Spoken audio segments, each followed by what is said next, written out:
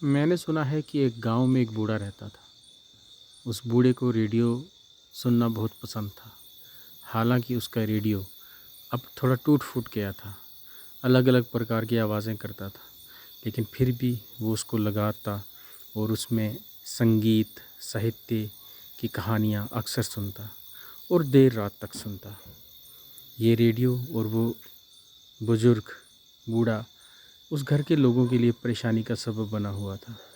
उनके घर वालों को लगता था कि ये रेडियो उस और बुज़ुर्ग के कारण उनकी नींदें हराम हो गई हैं और ये उससे बड़े परेशान थे।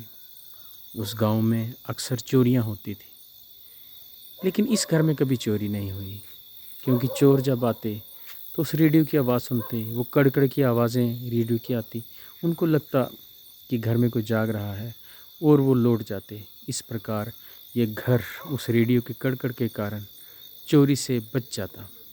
फिर एक रोज़ वो बूढ़ा मर गया और कुछ दिनों बाद उस घर में भी चोरी हुई।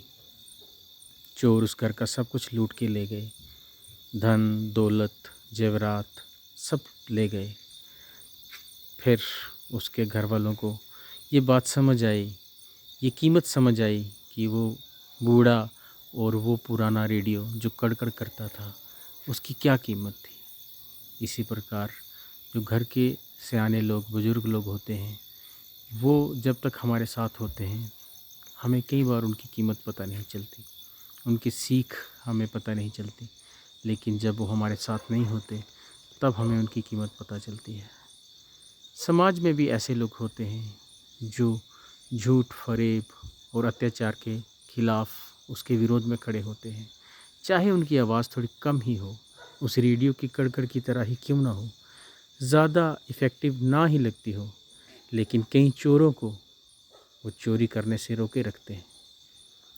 इसलिए बोलते रहें, असत्य के खिलाफ़, अत्याचार के खिलाफ़ बोलते रहें, चाहे थोड़ा ही सही, उस रेडियो की कड़-कड़ की तरह ही सही,